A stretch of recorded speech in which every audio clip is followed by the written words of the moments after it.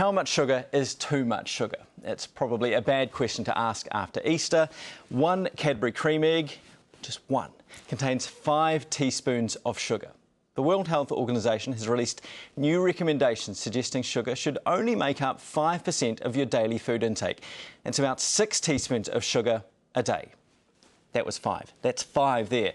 One man who did not have a cream egg on Sunday was Gary Hayman. 18 months ago, he and his wife, Maryanne, took sugar out of their pantry and out of their diet. Now Gary's gone public to share the sweet benefits of his low sugar life. Jendi Harper has the story. And there we go, 28 grams per 100 grams of sugar. Percentage-wise though, 13.3. How do we hide the fact that it's got sugar in it? We call it by another name. An education in label looking and calorie counting. A trip round the supermarket like no other. Per 100 grams, sugar's at 2.2. With New Zealand's own sugar detective, Gary Hayman, a commercial pilot. So that's one of my favourites. It used to be the old jet plane. The old jet plane. Now flying the flag for a low sugar life. So 1 spoon of sugar per jet plane. How many teaspoons of sugar do you reckon you were having a day? I would say probably maybe 30. It would be just a wild guess. I have no idea. There was so much sugar. I mean, as I said, I would sit down and watch a movie and eat a cake of chocolate, a king-size one. Do you think you were addicted to it? Absolutely, yes. You think sugar is an addictive substance? Yes, because when I took it out for those first 4 days, I was walking around the house. I was wondering what was wrong. I felt out of sorts. Grumpy? Grumpy. Oh yes, Maryanne will tell you that. I was really grumpy. Inspired to quit when wife Maryanne was diagnosed as pre-diabetic, the couple cleaned out their pantry of all things sugary. And between them, they've now shed 42 kilograms. Is there any time when you miss it? No, not now. But I still have ice cream.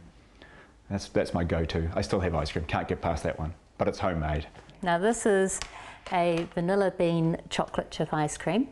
There's also brownie and truffles. See, I see this food and I think sugar, sugar, sugar, sugar. It's dextrose, dextrose, dextrose. And therein lies the secret to the Haymans having their cake and eating it too. In recipes, they substitute sugar for dextrose, the powdered form of glucose. It's your stash. Your body converts carbohydrates into glucose, and that's an energy source for the body. And your body can regulate the glucose. And it knows how much glucose you put in there. Effectively, we've taken out the fructose out of our diet. So your normal sugar is half glucose, half fructose, and we've taken the fructose part out. He says fructose is sugar's addictive element and is converted by the liver into body fat. We look at all these diseases that we're getting now with the sugars and the carbohydrates are causing dementia, Alzheimer's. We've got a whole lot of inflammation ones, thyroid problems, diabetes. The list goes on. I'm not saying no sugar, I'm saying low sugar. And the World Health Organization says 5% of your recommended daily intake is the limit for your sugar. That 5% equates to no more than 6 teaspoons a day. Remember, Gary was consuming around 30. And when 2 teenagers recorded their sugar consumption for our program in February, one consumed 26 teaspoons in a day, the other a supersized 44. In just 1 can of Lift Plus, there is 59 grams of sugar. That's almost 15 teaspoons of the sweet stuff. In 1 can, they have done all of their sugar for today, tomorrow, and half of the next day. Should they be regulated? We shouldn't be producing them. But can you regulate them out? No, you can't stop people doing it. You know, people have to take responsibility, and that's the thing with educate. We have to educate them, and that's that's what I'm trying to do with the stuff we do. Many manufacturers are now making products with 0 sugar, replacing it with artificial sweeteners. But Gary shuns those too. So if I'm trying to get sugar-free, I want to stop my craving to have that sweet hit. It's like the cocaine. The cocaine addict wants that cocaine hit to get that high. Well, the sugar gives the same sort of effect on the brain. So you avoid artificial sweeteners? I avoid all artificial sweeteners, yeah. Though he says natural sweeteners like stevia have their place. It's a great product to use when you're trying to go through the withdrawal if you don't want to go cold turkey. After an hour, our trolley is still light to push because Gary won't buy anything with a sugar content of more than 5 grams per 100. It's in a flash packet, it looks bright and really attractive. The kids will go, Mum, Mum, can I have that? That's nearly 5 teaspoons per little carton.